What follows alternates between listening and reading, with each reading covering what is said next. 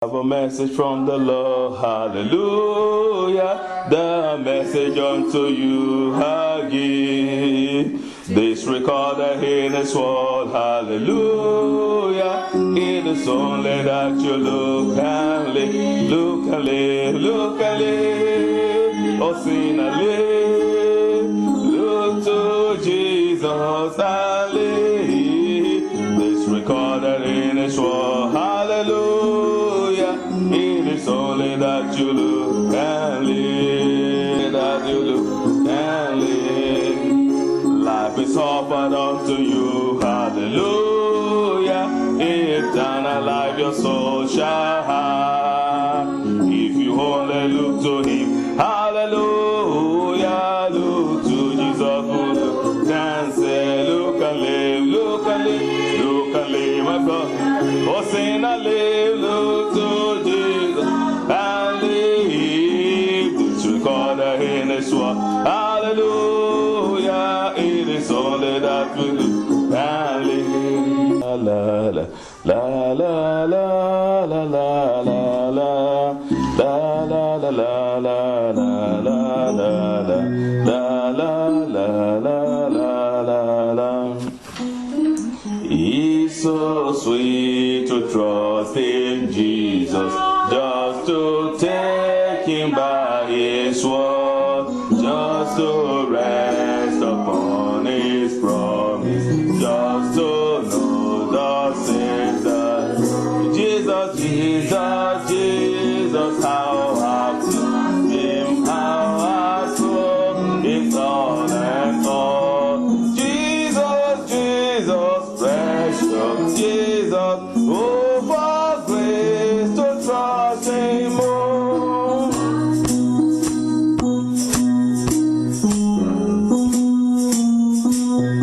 How sweet to trust in Jesus, just to trust his cleansing blood, just his simple faith to plunge me near the healing cleansing flow. Jesus, Jesus, how I trust him, how I prove him all in all. Jesus, Jesus, blessed Jesus, oh, for sin to trust him.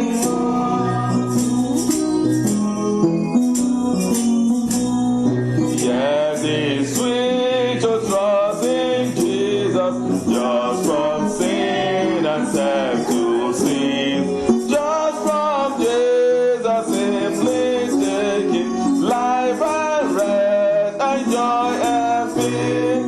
Jesus, Jesus, how I love, how I prove him all alone.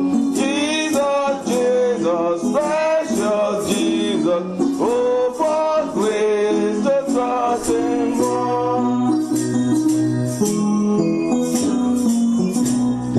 I'm so glad I learned to trust thee, precious Jesus, Savior and friend. And I know that thou art with me, will be with me to the end.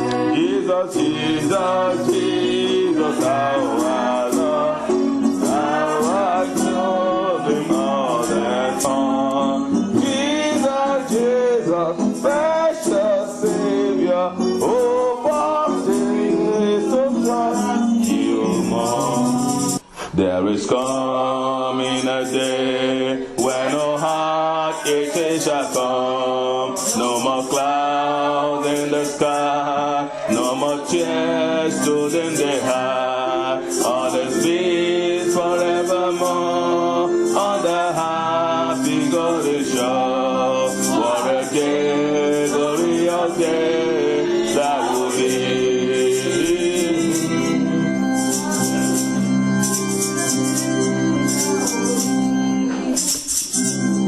What a day that will be when my Jesus I shall see, and I look upon his face, that one would made by his face, when he takes me by the hand and leads me promised land. What a day, glorious day that will be.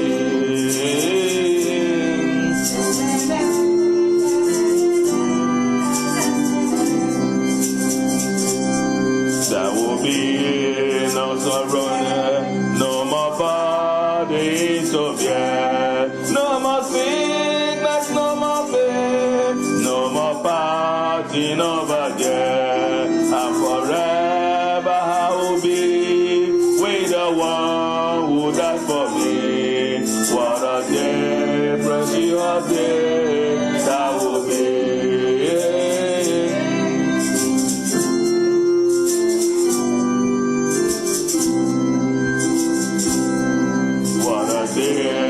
That will be where my Jesus I shall see, and I look upon His face, that won't take me by His grace, where we take me by the hand and lead me to promised land. What a day, glorious day that will be.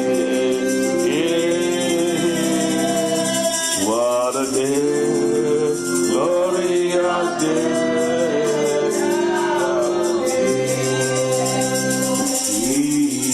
Amen. Amen. What a day, what a glorious day that will be. Amen. What a day that will be when Jesus I shall see, and I look upon His face, the one who saved me by His grace. When He takes me by the hand and leads me through the glorious land.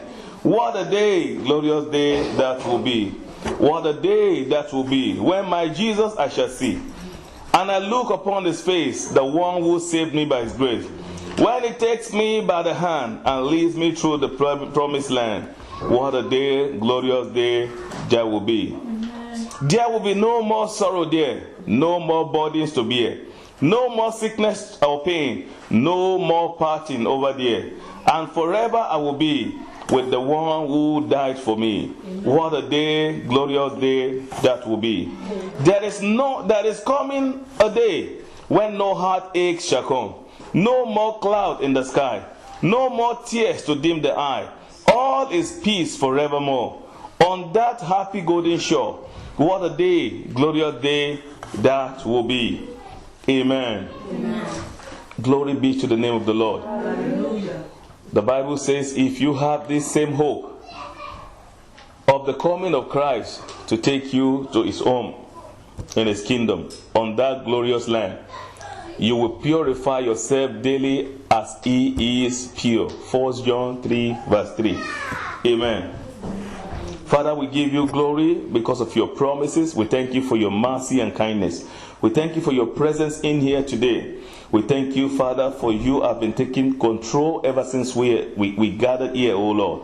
You have been revealing to us one thing or the other. We give you glory, Lord. For fighting for us in the physical and spiritual, we thank you, Father. We thank you for all things happened according to according to your glory, oh Lord. We thank you, Lord Jesus. Nothing happened to your children by accident, Lord, but according to the purpose of your words and your glory. We thank you, Jesus. We worship you, Father. We thank you, Father. We give you glory. Take absolute control in here today. Father, deliver your word by yourself. Speak, oh Lord, and use me as a means of communication to your children in the name of Jesus Christ. And bless me as well, Father, in the name of Jesus Christ. Father, open our heart of understanding. Remove every heart of stone, Father. Replace them with a heart of flesh in the name of Jesus Christ. Open our eyes to see, our ears to hear, and our heart to receive in the mighty name of Jesus. Give us a good retentive memory, Father, in the name of Jesus Christ. Do not let us be just hearer alone. The Bible says those that hear the word and alone, they are just like people that look at themselves in the mirror, and when they walk away from the mirror, they forget the way they look like. Father, we want to be the hearer and the doer of the word, that we may be able to remember our image daily in our mind, and we see ourselves daily in our spirit in the name of Jesus Christ.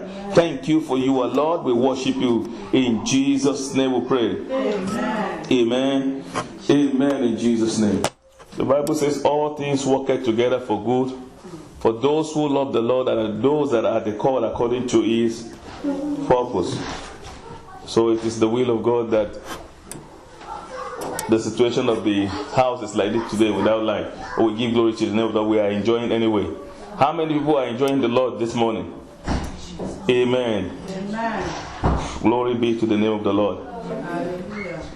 A woman of God was speaking. I said it before. Was speaking one day on the. I was watching her on the TV. She said she went for prison of evangelism, and she was just talking to some prison officials, and she was hearing some strange singing and some things that look like combination of beats. You know, it was very melodious and very interesting. So he was asking the prison official, say, where is that music and good combination of beatings coming from? The woman and the prison official told her they are the prisoners that are singing. They have a fellowship hour now. It's a fellowship inside prison. So please, I'd like to see those people. And she went to that cell when they were singing and dancing. She said she looked at the way people are using handcuffs and chains to make different sound. Chains in the hand and leg. You know, making music out of it to give glory to the name of the Lord.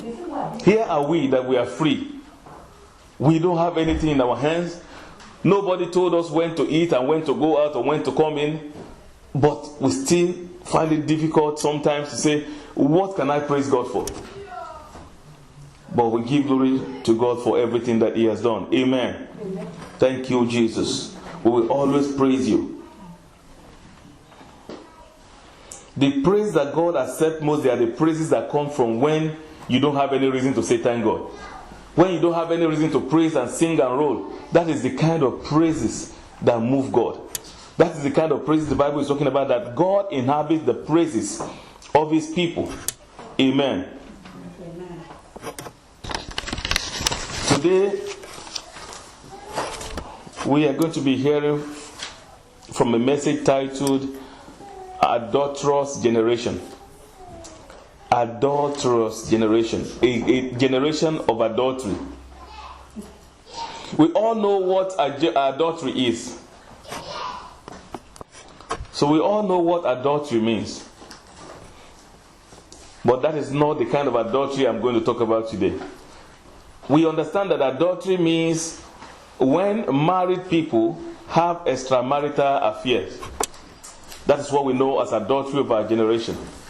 When married people, married man or woman, have an affair outside of the wedlock, we call it adultery. For whatever reason,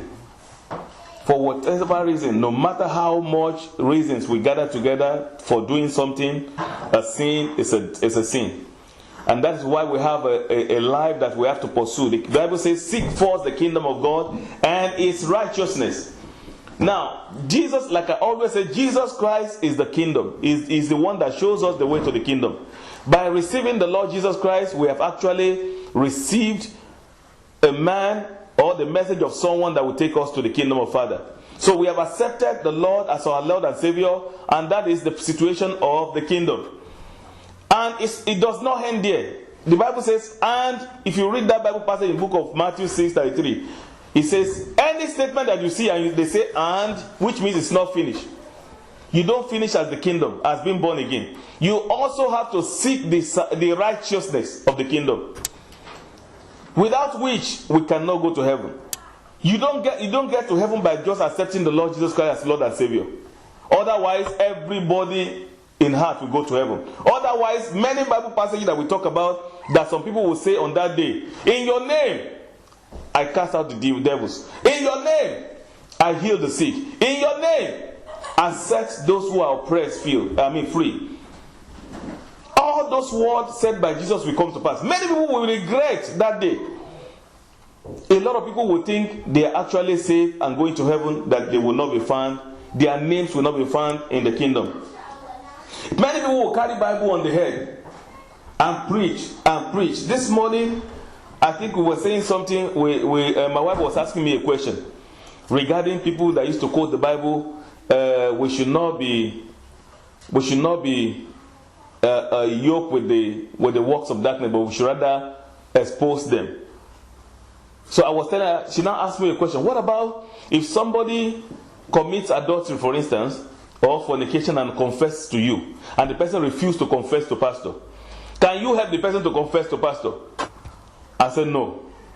She now said, but it will look like you are indulging in the same sin with the person. I said no. You made yourself available to the person, and the person now confided in you. If you carry the news outside and spread it around for the person, you are committing a sin they call trust breaker. Have you found that in the Bible? No trust breakers will go to heaven. What you need to do is that mount up pressure on this person until the person confesses in the right way. You don't stand up as if you break the trust or stab the person in the back, but you must advise and talk to the person until the person stands up to do the right thing. She now said, hey, this Bible, we need to understand it very well before we make me. I said, many people will think they know the word of God, but they will go to hellfire. Adulterous generation. A generation that is living in adultery. A generation that is not willing to do the right of the Father, the will of the Father. I said last week or 2 weeks ago, I said some people, they voluntarily brought themselves to a church where there is no life. Because of what? Because they are always afraid of the truth. They cannot look at the truth in the face. It's just like, and when you are like that, it's just like someone that is afraid to look at his face in the mirror. You know, when you want to check yourself in the mirror, say, oh God, how do I look like? Oh, and you are afraid to see the way you look like. That is the way the people that hate the truth to be preached to them. They don't want to change, they just love the way they are. And they want to stay where nothing is, no stone that is, no scary stone in their life is turned. They just want those stones to remain the way they are. They cannot withstand somebody to tell them or confront them about the way to live that is right before God. Righteous living is righteous life.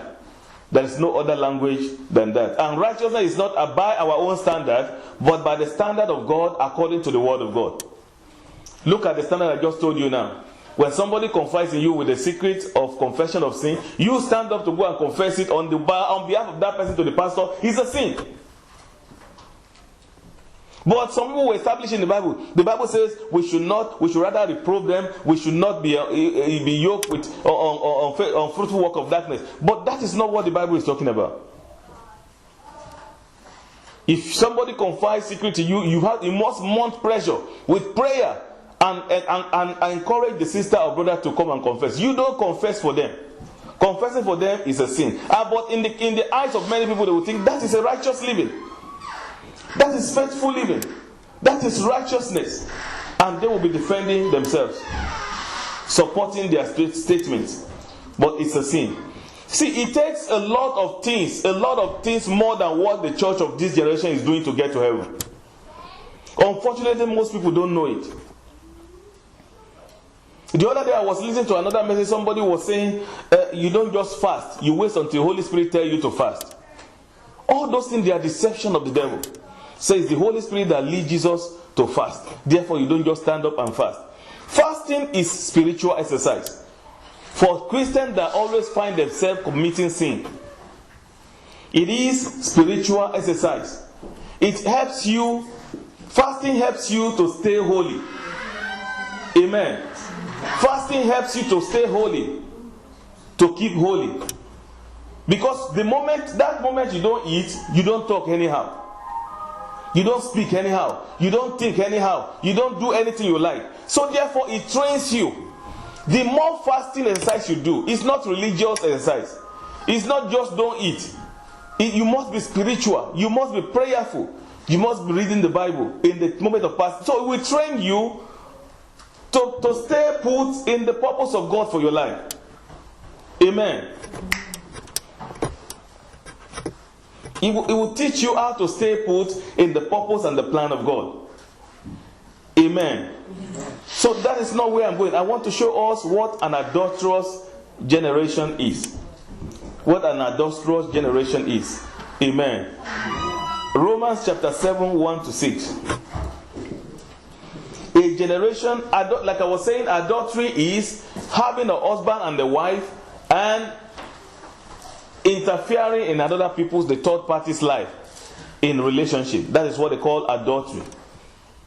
But I want to show us that it is not only the adulterous people that do that in the body that is going to hell, but any human being that live adulterous life goes to hell. And I will tell us today what an adulterous life is and who are the adulterous generation. Romans 7, 1-6.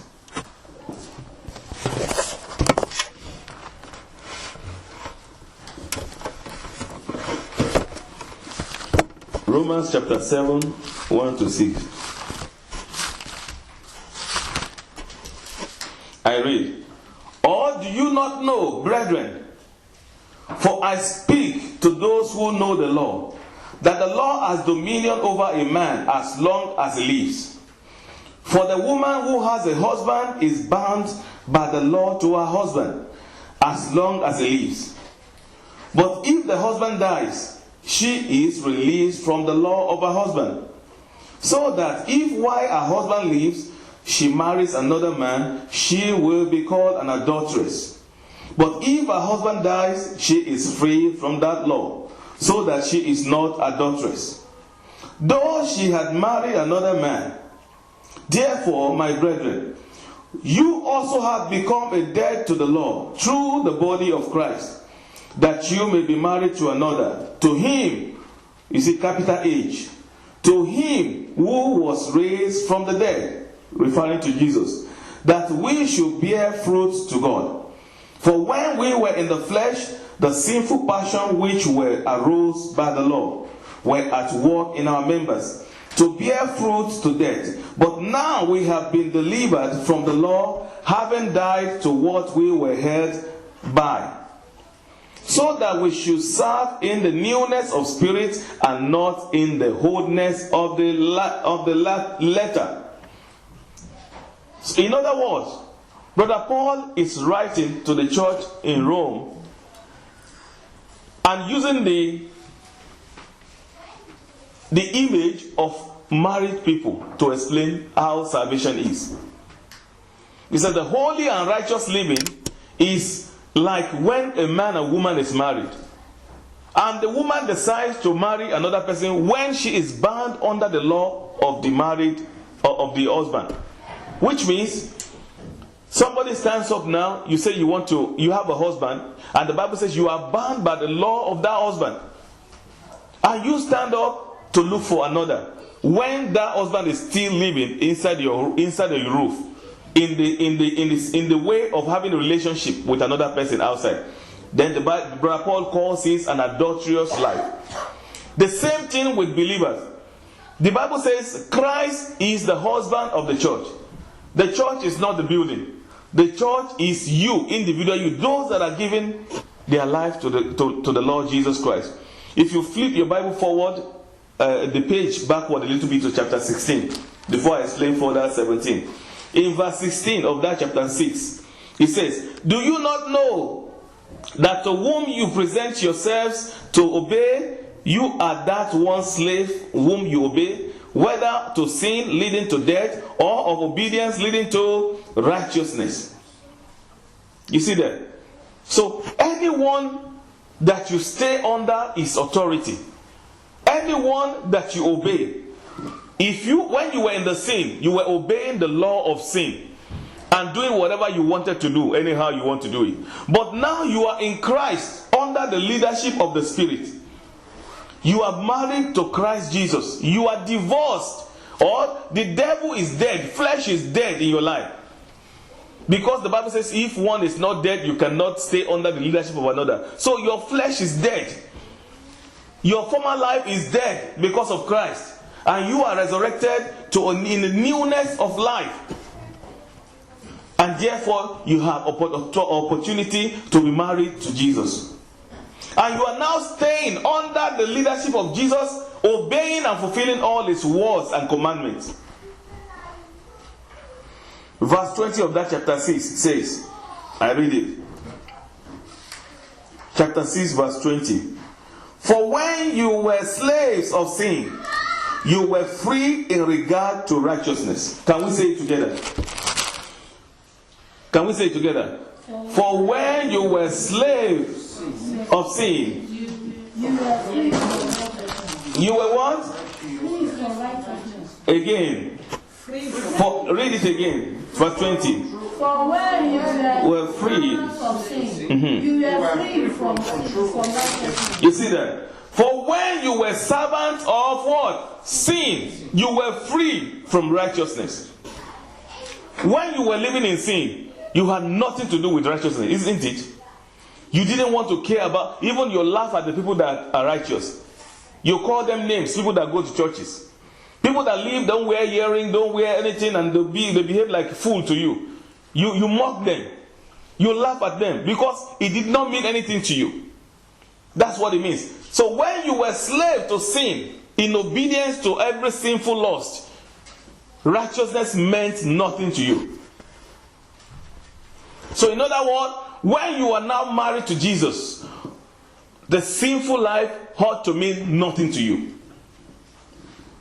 It's simple as that. It is the way you know people that are going to heaven. This is how we know people that are going to heaven.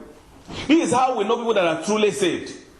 This is how we know people that are really given to Jesus, sold out to Christ.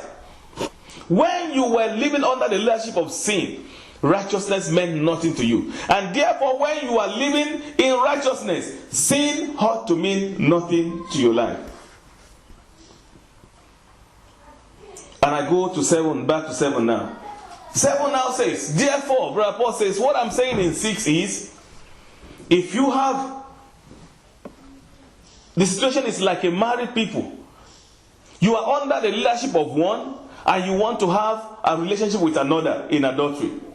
It becomes a sin. And people say, this is adultery. Isn't it? So the same way, anyone that is married to Jesus, because Jesus has now become, like chapter 6 verse 16 says, he has become the leader of your life. He has become the master of your life. Your new master. Your new husband. And you've chosen to live a righteous life. And therefore, sin is not supposed to be mentioned anymore. So when we live with the devil at the same time with Jesus, with the devil that I say is that when we obey the laws of sin and at the same time the laws of righteousness, it makes us a what? Adulterous. It is called adultery. Spiritual adultery.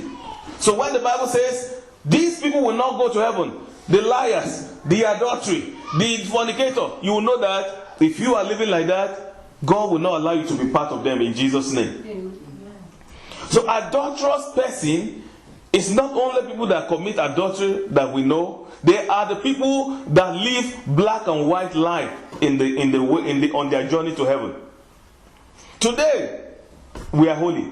Tomorrow we are in sin. Today we are holy. Tomorrow we are in sin. Today we are determined. Tomorrow we are falling. Tomorrow we are rising. After tomorrow we are falling. It got to a time, those people that behave like that, it will get to a time they will get frustrated and discouraged. Say, how long will I continue like this?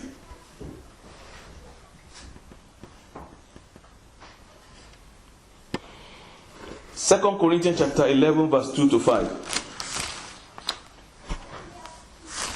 2 Corinthians 11, 2 to 5. For I am jealous for you with godly jealousy. For I have betrothed you to one husband, that I may present you as a what? Chaste virgin to Christ. Verse 3. But I fear lest somehow, as the serpent deceived Eve by his craftiness, so your minds may be corrupted from the simplicity that is in Christ. Verse 4. For if he who comes preaches another Jesus, whom we have not preached, or if you receive a different Christ, which you have not received, or a different gospel, which you have not accepted, you may well put up with it.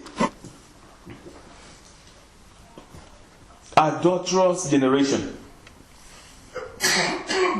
Adulterous generation. Perverse generation. Lawless generation. Fearless generation. Careless generation. Generation that do not care what the mind of God is. Generation that only care about what they want to do. Generation that care about what their level of righteousness. They don't care about God's level of righteousness. A generation where even ministers of the gospel, pastors, believe they can divorce their wives. A generation where even pastors or believers think they can tell lies freely to cover up, to defend. A generation where people think little lie or little dishonesty does not matter. A generation where even pastors, ministers of the gospel, are using the things that they use lies to buy or to take. And they do not think it's good and it's time for them to restitute it. Whatever we got when we were in sin, when we are in Christ, we need to. Some of them, they are even, nothing is holding you back from doing the normal restitution to return those things back. For instance, before you knew the truth, you had a network that you are not supposed to be using, maybe lie to have it. Now that you know the truth, oh, God has forgiven me, and you still keep on using it. Many people have forgiveness and still keep on. They believe restitution is not part of the message of the cross. They don't believe it. A generation that does not believe in restitution is a perverse and adulterous generation. And that's the kind of churches we have nowadays. Somebody said, sometimes ago I was listening, he said, the truth is very cheap. I mean, it's expensive to buy. But the lies, everybody are buying it. I'm sorry, the truth is very cheap in the market. And people, they said it's too cheap, we can't buy it. But they use big amount of money to go and buy lies. Because lie is suitable. People can go to the market. You know, it might not happen this part of the world. In the part of the world that I came from, you see people go to the chemists and all those shops. Even the people that are around the chemists, they don't even know anything about medicine. They didn't go to medical school. You know, somebody can just travel from the village and open a shop and begin to sell drugs. And when they give you combination, you would think they went to medical school. Some of them will call Okon. Okay, please give me a combination for malaria. You will say, you will take this one for money. And they didn't go to any medical school. And they will give you a combination for any disease or sickness. Even they do abortion. Those chemists, they just say, this one, you put this one, the thing. They know born the pikin well. It will come down. Many kind of things. So why am I saying that? And you see people going to that place. But they have a place, a proper way to get all those medication. But people will not go there. Because they think it takes procedure. It takes process. I can't go through those processes. All I need to do is just go behind my house. And the man is there. And when the trouble comes, they will now go through the same process. They will now begin to carry the sick person. When they are bleeding or when they have some troubles, they will now begin to run and rush them to the hospital and pass now, when it's too late, pass through the normal process. And the same thing we witness here. You see some people call you for trouble, pray for me, pray for this, I need this, but they are not ready to sit down and to live the life that you want them to live. Sometimes ago, somebody told me, he came here on one of our night vigils, and she met me after the prayer, and she explained many problems that she had. And that was her first visit here. And when she finished explaining, I said, see, I don't have any other way.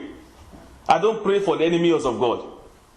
Since the time I know about Ezekiel chapter 13 and chapter 14, I do no longer pray for enemies of God. I don't want God to punish me with somebody else. Do you know God will punish pastor not because of your sin, but because you are praying for somebody that is his enemy? If you want to give enemy of God money, you will have trouble.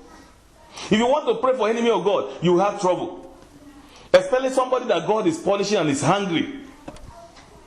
I said, this is the way I can do. I want you to become a friend of God first. You must repent from your sins.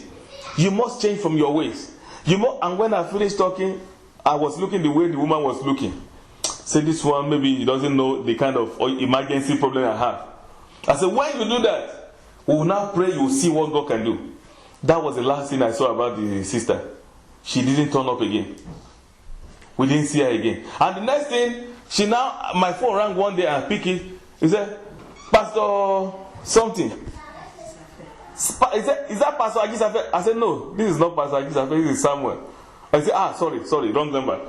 So I know she must have gotten one Pastor Agisafe that is telling her lies, deceiving her. Many deception. That's what this Bible says, 2 Corinthians chapter 11. He said, I am afraid that one day you will come across the gospel that is not preached by Christ. The gospel that Christ did not bring. The gospel that Jesus did not die for. The gospel that Jesus did not shed his blood for. The gospel of deception. Gospel of cheap gospel. Very easy, very cheap. A gospel of blessing the enemies of God. You hear them everywhere. See somebody, instead of going to the TV to preach to the soul to get saved, they will stay on the TV and praying for sinners. Blessing sinners on TV. And even seeing revelation, fake revelations. Say, my sister, the Lord has revealed to me that one door is about to open. It will open and nobody can close it. A lie. God does not have revelation for sinner. Apart from get saved. Repent. Kingdom of God is at hand. God does not speak out and say, this is what I will do, this is what I will do, this, unless He will tell you how to change first. Then He will not tell you what you want to do about your life. The gospel of lies is occupying the whole place. And people are buying it with hard-earned money. People travel around to get a gospel of lie and deception. People don't care what the money they will use to eat to go and buy those lies. I was telling a man of God during this week, because he was making some mistakes. I said, you might think that God is interested in the miracle you are performing and wonders and all those things. Amen. So he packed this man of God packed all his load and left his wife. And I called him. This is the beginning of hellfire. Or have you joined the group of men of God that believe you can divorce? I pity you. From this time on, you are just removing your name from the book of life and choosing to go to hell. If you think you want to join the group of men of God that divorce, you are lying. Or you are deceived by the miracle you are performing. All those healing, all those testimony. Because his belief is that when all those things happen, he's a friend of God. So any other mistake he makes, he has nothing to. I said, no. Don't be deceived by miracles. How can you be doing miracle and you are living in sin at the same time? Miracles is deceiving many men of God. Signs and wonder and testimony, it deceives a lot of people. What the Bible says is, in the book of Mark, it says, these signs shall follow those who believe, isn't it? Has anybody come across it? Yes. This sign shall follow. Turn to it, because I see people looking at me. Mark 16.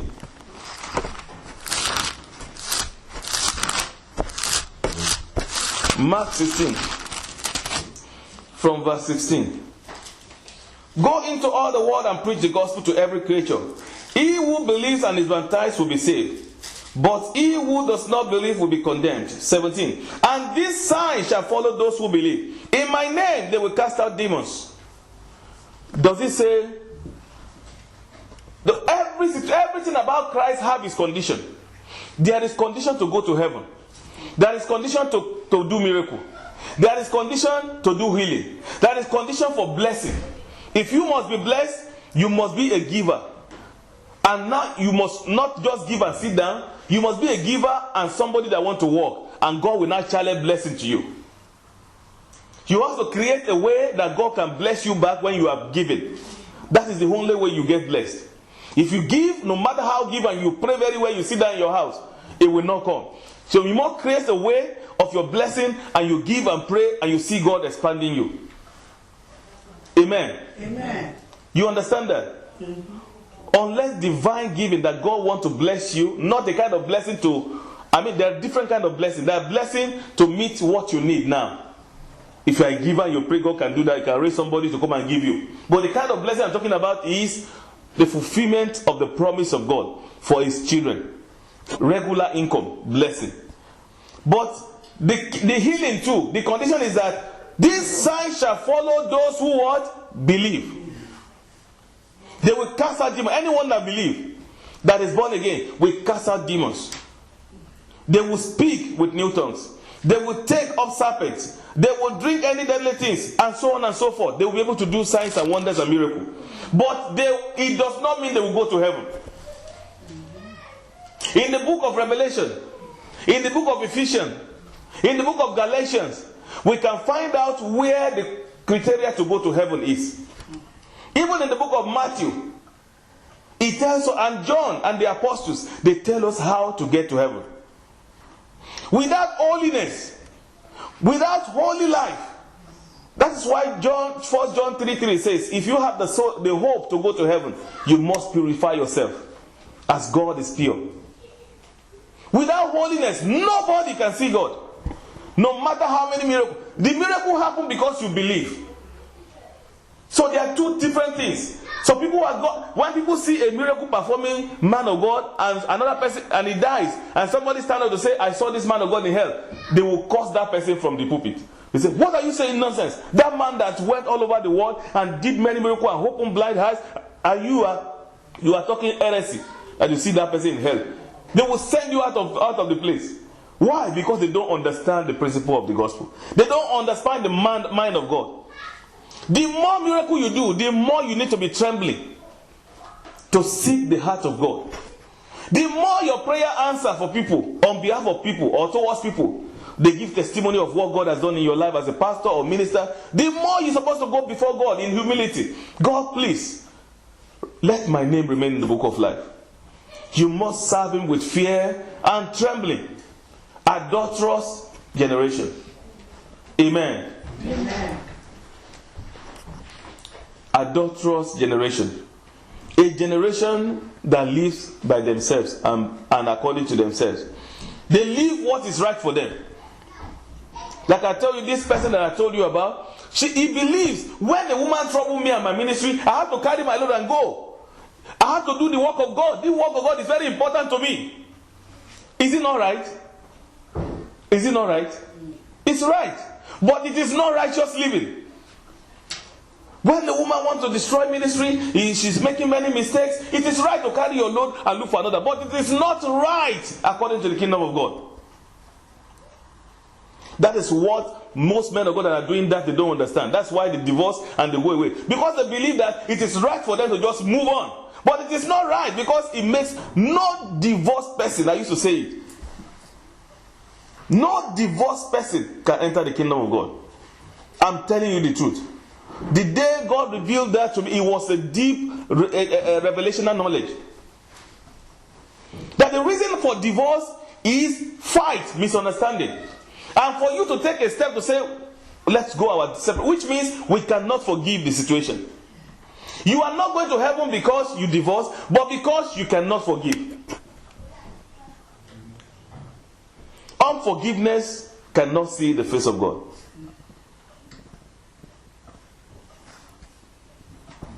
That is most things that most people don't know. Unbelievers and even including the believers. The adulterous people. People that claim to be with God with their mouth alone. Can we read the book of Ezekiel 32:33? Ezekiel 32:33.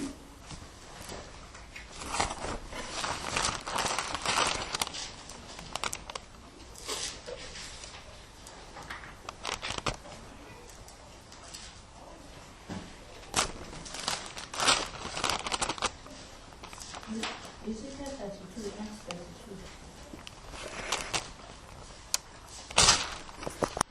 Jeremiah 32 verse 33. And they turned to me the back and not the face, though I taught them, rising up early and teaching them, yet they have not listened to receive instructions. But they set their abominations in the house, which is called by my name, to defile it. You see, this is talking about the house that people call house of God, churches. They set the abomination in churches, the abominable teaching, the abominable character, the abominable leadership, and they call the name of God. And if you read that chapter very well, and you go to the book of Ezekiel, you read chapter 25, 26, you will discover that many of these miracles God did, He does them because of His name. We won't have time to read through so many Bible passages. He said most of these miracles, God showed them because of His name. He does them because of His name, not because of the holiness of the people. Because of His covenant that anyone that believes, anyone that has faith, anyone that is saved, He can do any miracle. So that is deceiving many people to think that if they do that, they are also going to heaven. Miracle doing does not mean that we are going to heaven. It's a two different life. When God blesses us, it does not mean that we are going to heaven. If you live by the condition of blessing, you will be blessed.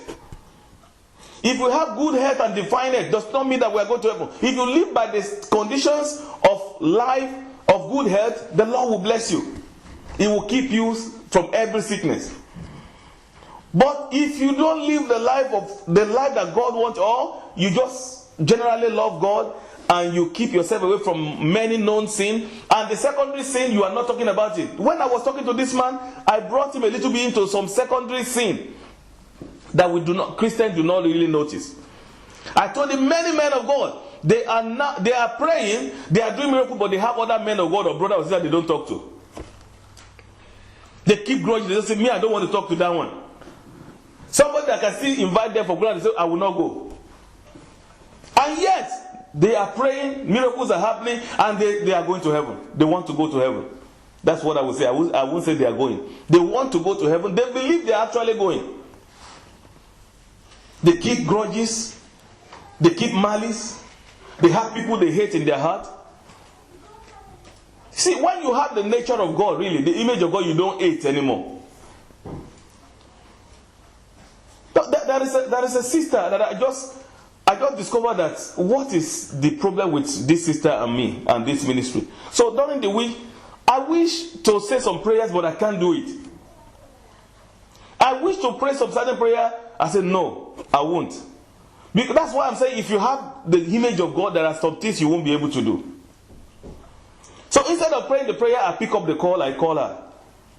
Hello, sister, how is everything, your children, everything? Then I started praying. I said, let me pray for you. Then I started praying. Even to say amen was difficult. Because I know the sister will be surprised. Because I can no longer hate people. It is not possible that I hate people. When you have the image of God, you cannot hate. You might want to. You might struggle to. So this person deserves to be hated. This person deserves not to be loved. But I'm telling you, you will not be able to do it. If you have the image of God, you won't. You will just have to love. It will look like you are a fool, but you are not a fool. It's just you have a new image. You have a new person ruling your life. That is why I just heard that song somewhere and I've been singing it since then. I don't even know how I remember it. It says the life that I live now is Christ that is in me. Yeah. It's Christ who lives in me. In me. In me. It's Christ that lives in me. I'm no longer the one that liveth, but Christ that lives in me. The French version says, à moi, c'est Christ qui vit à moi. Ce n'est plus moi qui vis, alléluia. C'est Christ qui vit à moi. Yoruba says, Inomi, Jésus ló ń gbénú mi. Help me, somebody. Amen. Yeah. Oh my God, I've forgotten my own language. God have mercy. Amen. It's not, I'm no longer the one that lives. That's how you can know that you are no longer the one that lives. You do something contrary to what you want to do. You do something against your own life, against your own self. What you want to do, you will not be able to do it. When you want to eat, you refuse, you will not be able to eat it. Because that person that lives in you will not be directing your life against your own wish and desire. When you see your own wish coming to pass all the time, you might be an adulterous person, living in an adulterous generation. Many people do their own will, they fall into their own pattern, they fall in their own way. They say, do you know, somebody told me, another pastor that divorced told me when I called him to confront him, he told me that the Holy Spirit led him. How can the Holy Spirit lead you to divorce? I said, my brother, he said, please don't ever call me again. That's the way he told me. About a year or so ago. He said, don't ever call me again, please. I said, please, I'm just concerned about your heaven. I'm just concerned, please. It will be requested of me if I've told you the truth. And I know you, and I know your number. That's why I'm telling you for the last time. Please, it's not too late to cancel all these arrangements you have done. Even if you have another child there, that one is permitted to divorce, but you have to go back to your first marriage.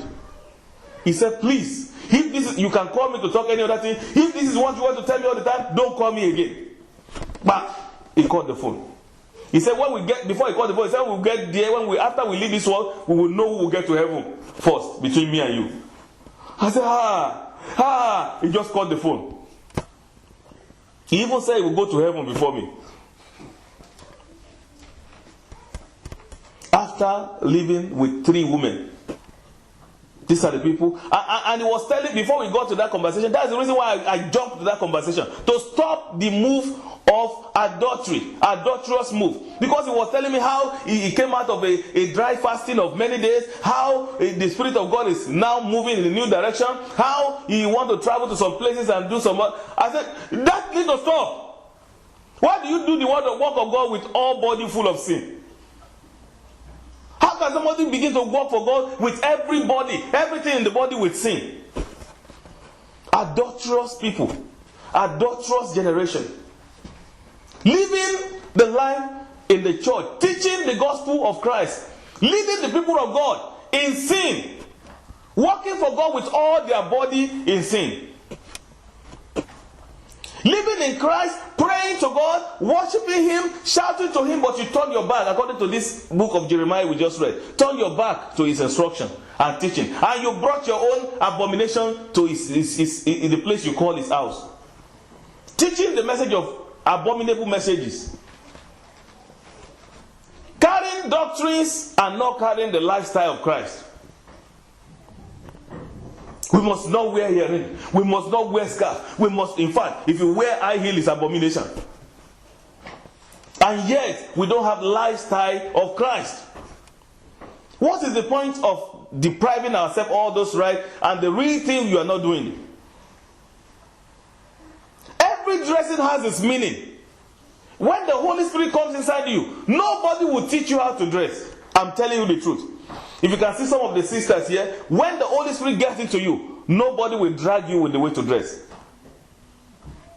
Nobody will say, please don't wear trousers. When you are hit with the kind of Holy Spirit that I have, when you are met with kind of Christ, there are some people, they have not met my own kind of Jesus yet. If you are met with Christ Jesus that I'm talking about, nobody will tell you how to change. You will just begin to look at yourself, just look at your jewelry and say, I can't believe this. They hold me. You will see some of the way you behave, even lies. You will look and say, hey, it's me, I told that kind of lie. You will begin to hate many things about your life. Even all those spaghetti, or what do they call it? What do they call those tithes? And all those things. You begin to hate them to work. Some people will just wear something that rich here, and they wear the tithe. And they put chain here. Believers, children of God, they are going to church to go and destroy the sermon that the pastor is preaching. I have been in those many churches. So the dressing is pathetic, is trouble. And they mix men with women. and women sit in the front, and you see some of them, and they are careless with sitting, with everything, and exposing all their nakedness in front of another person's husband that is sitting at the back, and they don't care. For God's sake, you must notice that the ear, wind is blowing inside. When your body is showing, you must know that some wind is blowing, isn't it? Then you have to cover it. But these people, they don't care. They just do it, and as if they come sent by the devil to destroy everybody's mind there. Even some of them will go and take front seat and open their lives to the pastor preaching, and the pastor will be struggling with Psalm 95. What did I say now? Until they say, like one of my pastors say, please, can one usher come and remove this sister from here? Because I can't concentrate. You see, the pastor spoke out. It's a real life story. Say, please, can one usher come and remove this sister that open her leg? I can't concentrate. Remove her from the front here. So anyone that dresses in that manner, they don't have Christ yet. They are adulterous people. They pretend to know Christ, but they deny him by their character. They deny him by their image. The image of Christ, there is no deception about it. When Christ hits your soul, when it comes to your heart, you sing a new song. You become new person. You become new people completely. Your action change. Your character change. Your way of life change. Your way of thinking change. Your way of interaction and advancing people. Everything about you begins to change. That is what they call the life with Christ. But when you are in Christ and you can still find it comfortably to do many unrighteous things, then you become adulterous generation. People that sing the Lord's song in a strange land. People that say, God called me to be a gospel musician. And they go and sing in nightclubs. I was watching TV one day, and a young lady between 19 and 20, they invited her to a gospel, a kind of Bible, according to them in quotation, God program.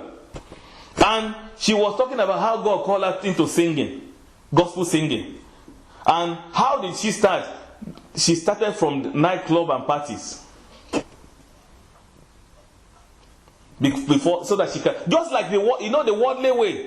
When those promoters, music promoters, when they want to promote musicians, they first of all make you to sing in all the clubs and parties and important parties with all those dignities and occasions, so that people can know you before when they know, they believe in your talent. But they are businessmen. They have money. They don't want to lose their money. They will make people know you all over the country. Then they will now release album. That is the way Christians do now. And they call it gospel. They see a young people with talent, some promoters will come, they will now bring the people, including nightclub and parties, occasions. And they have to tell them, you have to sing, you know. You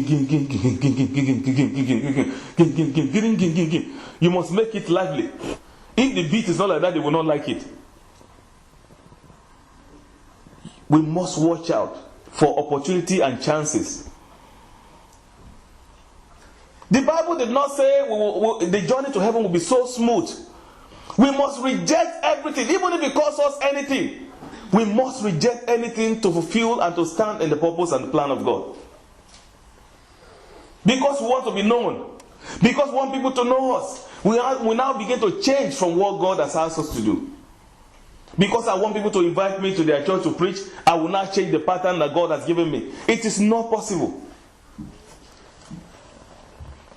1 Corinthians 6, 15 to 17. 1 Corinthians 6, 15 to 17.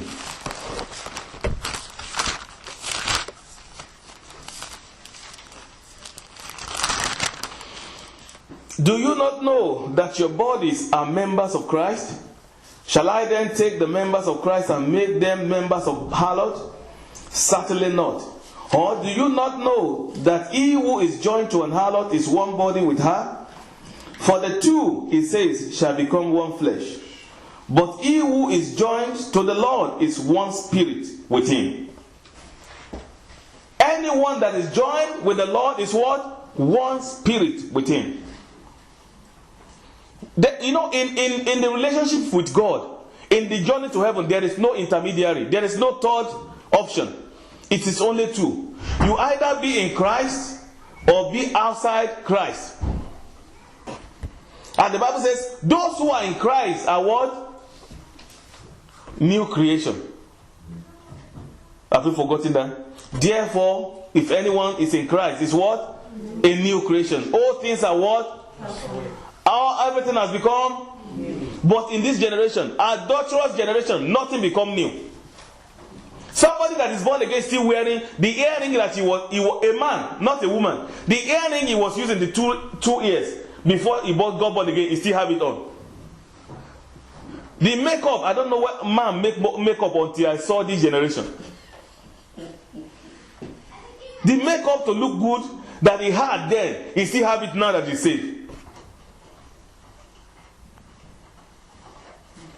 I saw it is, I feel pain in my heart and feel like crying when I see people that things that this generation is doing. And the little people that carry the truth, they are not doing that. We are not showing enough image of light. This man is a preacher, a pastor, and he still have those rings here. The one they put here and here.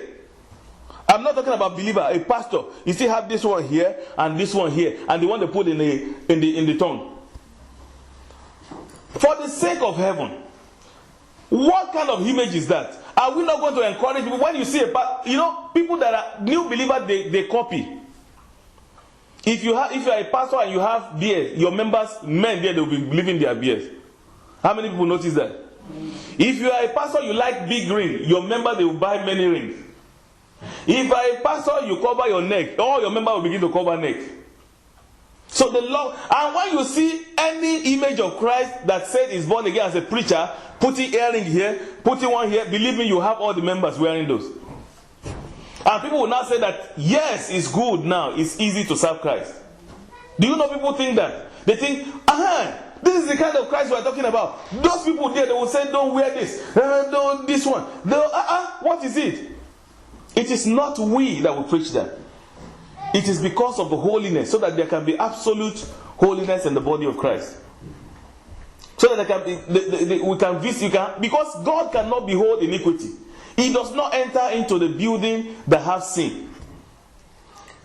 I am not too old, but in this my little age, I have been in the church where the presence of God entered and everybody knew.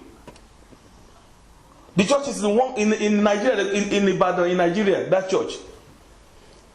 That was before all this gospel church started. I was still very young, in a CAC church.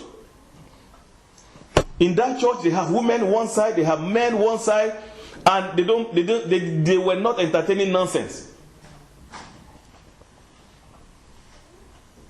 And I saw the way God was dealing with this man of God there. Nobody knew this man is dead now.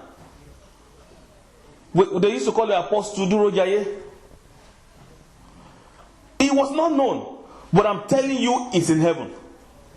I don't need any this thing to tell me that, because I saw the image of Christ in him. These are the people that lived for Christ. They did not live to be seen around the world. They lived for Christ in their local area. The Lord gave them a huge congregation that believe in the power of healing. And you might be in the meeting and you can even feel the presence of God with your hand. I don't want to be exaggerating, because you will see it. I don't know how to explain it. You will feel it that God is in this place. Including when you look at the man and where he's sitting down on the throne, you'll be afraid to look at his face. He'll just look at you. Sometimes if you are not, you'll be afraid to even go and shake him. Those are the people that don't want to see nonsense. They don't want to see corruption. And they don't want any corruption to be where they preach. They gave everything for the sake of Christ. They live their life to please God. They believe in heaven and they preach heaven until they drop dead. They were telling people about, if you don't like to hear about heaven, you cannot be in that place.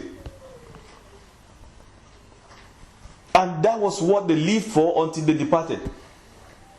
But in this generation, we want fame. We want greatness. We want to be known all over the world. Anyone that pursue those things, they will be adulterous people. You cannot pursue to be great in ministry or in whatever you do. You cannot pursue to be one and number one known all over the world, except you want to be like them and do their own things the way they want it.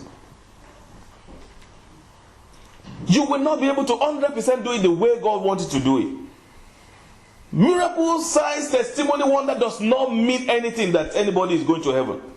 But those that are living according to His purpose, those that are doing His will. There are many adulterous in the churches. Adulterous people.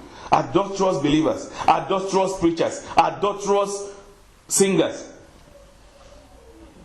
People that got song from the devil and come and sing in the church. People that get song from God and go and sing in the pub. Vice versa. Adulterous people.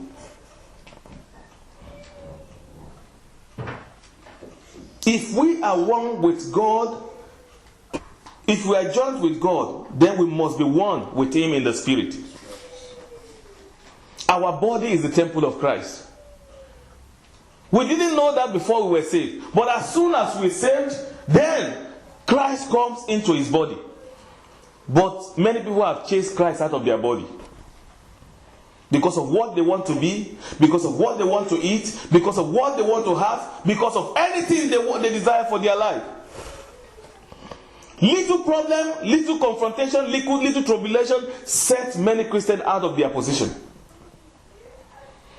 And yet we quote that Romans chapter 8. Nothing will separate me from the love of Christ. Shall it be tribulation? Shall it be sorrow? Can it be this? Can it... but as soon as God says, okay, try this one, let's see what happens, we get out of hand.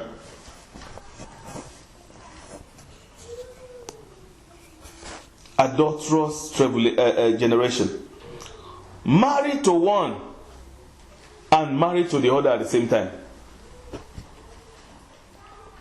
Children of God that are married to two people, married to the devil and to Jesus at the same time. You can't do that.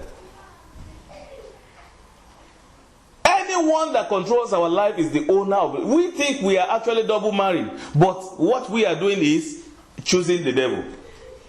Because 1 John chapter 5 verse 18 says, those who are children of God, they cannot sin.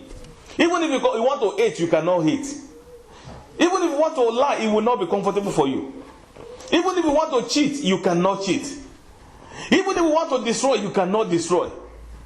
Because Christ is in you. And you are also permitting Him to take over your life. He needs your permission to take control of your life. If you give Him your life today, He will dwell there and He will control you. He will be with you from now to the end. Amen. Amen. 1 Corinthians again 7:17 to 24. Next page of that place you are. But 17 to 24. 1 Corinthians 7:17 to 24. I read. But as God has distributed to each one, as the Lord has called each one, so let him walk. And so I ordained in all the churches. Was anyone called while circumcised? Let him not become uncircumcised. Was anyone called while uncircumcised? Let him not be circumcised. Because circumcision is nothing, and uncircumcision is nothing. But keeping the commandment of God is what matters. 20. Let each one remain in the same calling in which he was called. Were you called while a slave? Do you be concerned about it? But if you cannot be made free, rather use it. For he who is called in the Lord while a slave is the Lord's free man. Likewise, he who is called while free is Christ's slave. You were bought at a price. Do not become slaves to men. Brethren, let each one remain in God, with God in that state in which he was called. Amen. Amen. So circumcised or non-circumcision does not matter. Doctrine or doctrine, circumcision that time become doctrine now. We carry doctrine in with big Bible on the head. We carry doctrine of man, and we cause separation among ourselves. We have not been called Maybe you think it's only preacher that God has called. How many people believe that you are called as you are seated here? You are called. That's why you are saved. So if you are not saved, you have not been called. It's the mercy of God that called you to be one of the chosen, one of the saved ones. Many are called, but the few are chosen. So whatever manners that you are called, you must not begin to pursue doctrine of men, but pursue righteous living. Commandment of the Lord. Living to fulfill every bit of his commandment. Not being among the people that say we are not called to be under the law, but we are called to be. No, that is a wrong quotation of the Bible. What Brother Paul was telling us that we were under a law. When we were in the sin, or we could not recognize the law because we were still living in sin. Our eyes were blind to the sin. But when we were introduced to sin, when we were told what the sins are, it was the law, the commandment of God that told us what the sins are. So when we now knew the sin and we permit our body to die with Christ. So therefore we are no longer under the law. That's what it means. We are not under the grace of the Lord Jesus Christ. For those who are willing to live according to the will of God. That's why he said again, can we abide constantly in sin and have that grace should abound?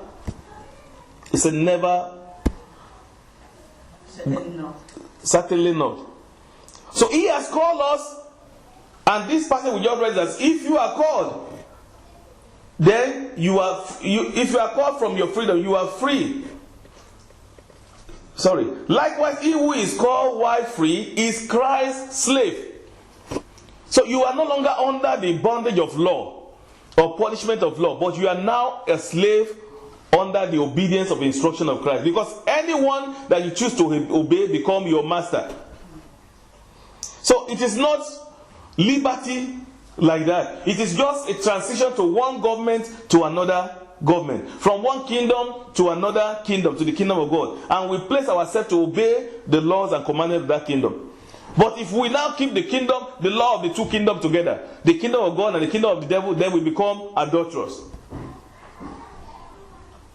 When it comes to a party, we give Caesar to Caesar. That's the language of those people. They say, where are you coming from, sister? I say, I went to give Caesars their own. And on Sunday, I come to give God his own. Those people, they don't know what they are doing yet. They don't even have a vision of what their life holds. They don't even know where they are going yet. And these are the majority of people we see living in this generation. Adulterous people. Adulterous people. People that don't know what God holds for their life. And you can only go to two people. You can only go back to God in heaven or to the devil. A sister saw a revelation some times ago, and this sister saw that she was very disobedient when she got to America from, I don't know where she came from. I read the testimony on the internet. And she became someone that started making up and all that and changed her way of living. How many people read that story? And one day she was in her room and something happened and she found herself transformed into another place with the angel of God. And it got to a point, I just cut it short. That's the place I want to mention. It got to a place that the devil was claiming ownership of her. Did you read that part? Yeah. Because of the way she used to dress, the makeup and all that. So she said, no, I don't belong to you. And the devil said, you actually belong to me. She thought she belonged to God all this while. She doesn't know that anyone that has anything that belongs to the devil, they are for the devil. If you have character that look like devil, you are for the devil. If you have image or look or anything that belongs to the devil, the person becomes for the devil. But the reason why people don't take this seriously is that they think it's a fiction. Do you know many people even believe that they think it may be, maybe not. This issue of hell and heaven. Maybe, maybe not. So, I heard somebody say, what about if you get to heaven and you now discover that you have done too much? I say I like it like that. If I exaggerated the holy life, I love it. At least I will not gamble with my life. What about you yourself that you think you are okay? If you now get there now, you are seeing that you are the one that made mistake. What are you going to do? My own is okay. Because when I over-exaggerated the kingdom of God and holiness, at least I get there. But anyone that did not take it serious will make the risk of losing it. And believe me, you see that fire the way it is, we cannot get close to it. The fire from the heater. The heaven one, nothing will prevent anybody. They will be right there inside the deep heat of the fire. The Bible says it will be so hot and there will be gnashing of teeth. Do you know what gnashing of teeth means? When somebody chews teeth like this, in pain. Imagine somebody that maybe they are going... how many people have had the injection before in the hospital? That is the little one I want to taste. You know when the injection go into you? You see how it is? I'm not talking about vaccination. I'm talking about injection that they will put everything. That they will now put those chemical inside. They will now pull it out. You see the way it is? You just and that will be small. Just to give you a taste. A piece from the iceberg of what will happen in hell. This one is not relieving. You know, in injection they will remove that thing and you feel relaxed. But that one, there is no relief. The Bible did not say there will be a time that will just remove it small so that the fresh breath will just come to you from the kingdom of God small. Forever and ever, that's what the Bible says it. Forever and ever in hell. Please, I beg you, anything it takes you, even if people tell you that you are over-exaggerating, accept it. It is good to over-exaggerate than to underestimate. Many Christians that day, I'm saying it, many Christians that day will cry. Many people that they think they are holy, even preachers, they will cry, they will hold their chest. After all I've done for God. Some people will curse God. God, I don't want to say many of those words they will be saying. Because many bitterness and sorrow will make many people say many things. Because of affliction and torture. God, this God is not this thing. Why now? After all my preaching in Canada, in Mexico, in New Jersey, in 300 and something countries, I couldn't even sleep. I was on the plane for 3 days. Because of the God will tell you it's because of your pocket. Because of your name, fame, money. That's why you are doing that. Not because of my kingdom. Many children of God say, night vigil upon night vigil. Lord Jesus, fasting and prayer. God will tell you you are fasting for yourself. When you fasted, was it by me? When you didn't fast, did you fast unto me? All those things they are in the Bible. And I pray that God will not quote Bible to many people that day here. You don't do anything because of God. You do anything because of yourself. Many people think when they fast because of God. When I go to church it's because of God. When I go to night vigil it's because of God. When I preach the gospel, you are doing it for yourself. Daniel chapter 12 verse 3, it says, anyone that preach that turn people to righteousness, they will shine like star.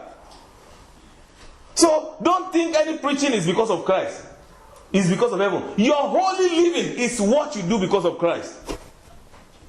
Every other life you live is because of yourself.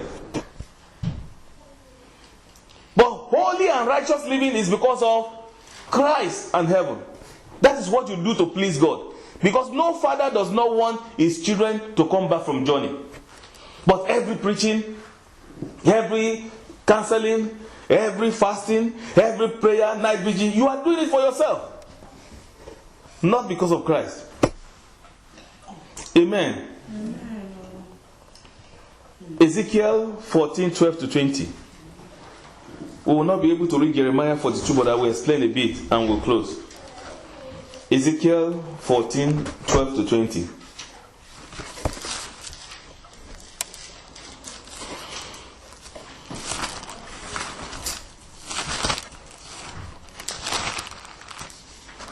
Ezekiel chapter 14, verse 12-20. The word of the Lord came again to me, saying, Son of man, when the land sins against me by persistent unfaithfulness, I will stretch out my hands against it. I will cut off its supply of bread, send famine on it, and cut off man and beast from it. Even if these three men, Noah, Daniel, and Job, were in it, they would deliver only themselves by their righteousness, says the Lord. You see that? You see how terrible it is? God has changed from the way it used to be. Any land, generation, people, churches that turn against the will of God. It says, even if Job, Daniel, and what?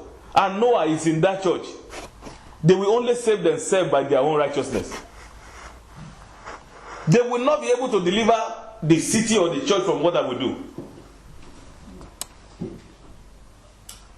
15. If I cause wild beasts to pass through the land, and they empty it, and make it so desolate that no man may pass through because of the beast, even though these three men were in as I live, says the Lord God, they will deliver neither sons or daughter. Only they will be able to deliver, and the land will be desolate. 17. Or if I bring a sword on that land, and say, sword, go through the land, and I cut off the man and beast from it. Even though these three men, that is Noah, and Daniel and Job, were in it, and as I live, says the Lord God, they will deliver neither sons nor daughter, but only themselves will be delivered. 19. Or if I send a pestilence into the land, and pour out my fury on it in blood, and cut off from it man and beast, even though Noah, Daniel, and Job were in it, as I live, says the Lord God, they will deliver neither son nor daughter, they will deliver only themselves by their righteousness. Righteousness. That is the anger that is coming upon this world now, this generation. Nobody's salvation or righteousness will be able to save you except your own. Your father's salvation cannot save you, you children. Your children's salvation cannot save the father. He said even Noah, Daniel, Job will not be able to, if they were in this generation, they will not be able to save anybody apart from themselves. Because this is the generation that will live according, the decision of where they will live after death determines on their righteous living here. Determines on their holy living here. And any character that death that is caught up with you in death, that is what you'll be used to judge. So therefore, we have to begin to think. What will I do? How will I do? I need to change my life. I need to change my ways. I need to ask God to come and dwell in me. My flesh, my body need to subject themselves under the leadership of God. And I need to see how best in any way I can make that happen. I am not saved. Please, don't be among the people that they are saved because they want to receive blessing from God. You are not saved because you want God to give you good life, good health, and protect you. You are saved because you realize somebody loved you, shed his blood, went to the cross because of you. And the only thing you can pay back is life. Life for a life. Jesus died for you, and therefore you want to give your life to him too.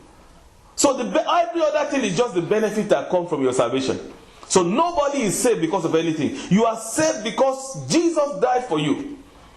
And because you don't want to go back living this world going to hell, you want to go to heaven. If you have those two focus, saved because of Christ, saved because of heaven, you will be successful in your Christian journey. Because if you are saved and you are actually looking for, maybe the reason why, just like the book we just read there in 2 Corinthians 7, that you are saved because of some other reason and some other ways, and if that thing does not come, it will trouble you and it will make you go back. But if you are saved because of Christ and heaven, nothing will be able to move you. You are the part of the people that will say, nothing will be able to change me from the love of Christ. Can sorrow, can tribulation, can trial, can anything, nothing will be able to change you from the love of Christ when you are truly saved because of Christ, what he has done for you. Shedding his blood, going to the cross, dying for you, raising up the third day. And you want to make heaven at all costs. You will prosper as a Christian and you make it to heaven. Ezekiel 42, you can read it at home when you get home. You will see there's some group of hypocrites adulterous people that are left over in Israel during the capture of the Babylon, when Babylon took over the land of Israel. So these are the people that are remaining in Israel, and Jeremiah was there also. They wanted to flee to Egypt from Israel. They asked Jeremiah, please inquire from your God. Whatever he says we will do, we should do. That's what we will do. Pray for us, seek his face. Hypocritical people, adulterous people. And Jeremiah prayed. After some days, he went back to them to tell them what the God says. And if they don't obey what God says, this is what will happen to them. People that say seek anything, if you seek the face of God for us, whatever he says we should do, we will do it. And when Jeremiah told them what they would do, they said, this fake prophet, this fake pastor. And they are the one that say whatever he says. And at the end of the day, they chose not to do it, to go their own way. These are the character of adulterous generation. Those that hate the word that come out of the word of God, out of the mouth of God. They only want to walk according to their desire, the desire of their mind. They love what pleases their soul. They love the kind of message, the kind of preaching that their heart desire, not the one that comes from God. They might say, I want to do the will. As soon as you begin to tell them the will of God for their life, they run. They will not come back again. They just want to be a place that is suitable for the desires of their body, their soul, and the spirit. And dangerously, some of them are thinking they are still going to heaven. And by the time they leave this world, the devil will come back for their body. I said, come on, let's go home. To round up the message, I was in Esquire one day preaching. I think one of us were there. And I was telling a young lady from Italy. And she said she came from Italy. She was speaking a bit English. And I was telling her, after I was running up the message in evangelism that day, I said, don't be one of the people that they will now decide after they are dead. Because after we all leave this world, the people that will not go through rapture, that will die before rapture, one angel must come for the body. I said, which angel will come for your own body? Is it the angel of God or from the devil? Amen. Amen. Some of them, ugly looking beings will come to them and say, oh yeah, let's go. Let's go home. You say, no, I don't want to go with you. I'm a child of God. That place you don't have choice anymore. All these things that we used to do here when we are still living, say, I'm a child of God. I can go. It's because we are still living. By the time a body dies, the body obeys only to the law of supernatural, the law of the judgment of God. They will just say, oh yeah, come on, let's go. That's where you belong. In our hell there. And the person will say, no, I can't. This cannot be after everything. And there was just, if you read that Jeremiah chapter 42 that I said, how they were rebellious. God called them rebellious people. Rebellious generation. And the book of Ezekiel 34, 35 is talking about the rebellious of the people. They might even say they are children of God. They might even say they serve God. But anyone that does not live with one man that he married, which is Christ Jesus, and you begin to indulge in many other things that is not godly, it is adulterous life. Many children of God are adulterous. They are not really married to Christ. Because they are living under the law of the flesh and claim to live under the law of the Spirit of God. If you are married to Christ, you will only live under the law of righteousness, in pleasing God in whatever you do, in asking God's view whatever you want to do. Let's rise on our feet.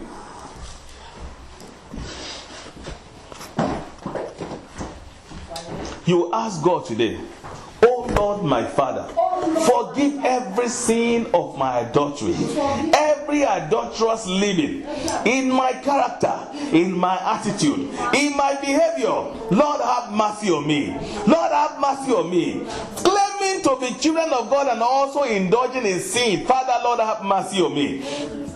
Father, forgive me, Lord. Forgive me all my sins in the name of Jesus. Have Have mercy on me. Cleanse me with your blood today, Lord. I call upon you. Have mercy on me, Lord. Have mercy on me, Lord. Have mercy on me, Lord. Have mercy on me, Lord. Have mercy on me, Lord. Have mercy on me, Lord. In Jesus' name we pray. Amen. I set myself loose in the name of Jesus. Set myself loose From every adulterous living. In the mighty name of Jesus. Begin to set yourself loose.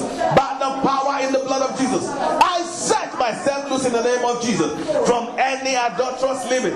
In the mighty name of Jesus. In the mighty name of Jesus. In the mighty name of Jesus. In the mighty name of Jesus. In Jesus' mighty name we pray. Amen. Satan, hear the word of the living God. I belong to Jesus. Depart from my life. In the name of Jesus. In the name of Jesus. I belong to Jesus. Satan, depart from my life.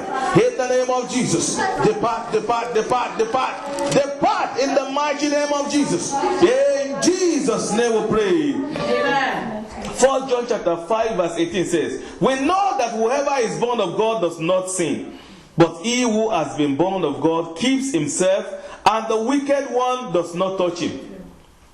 You will now pray like this. Therefore, in the mighty name of Jesus, in the name of Jesus, every wicked forces and powers, you are not permitted to touch my life. You are not permitted to reach my life. Therefore, in the mighty name of Jesus, I command you to be frost, to be roasted by fire. Every wicked forces, every wicked powers, tampering with any areas of my life, touching any areas of my living, touching any area of my foundation, being roasted by fire. Every power higher to touch my life, to touch my finances, to touch my calling, to touch my ministry, to touch my establishment, I command it to be roasted, be roasted, be roasted, be roasted, be destroyed by fire. In the name of Jesus. In the name of Jesus. In the name of Jesus. In Jesus' name we pray. Father, we thank you because of our meeting today. We worship you because this is the how far we can do today.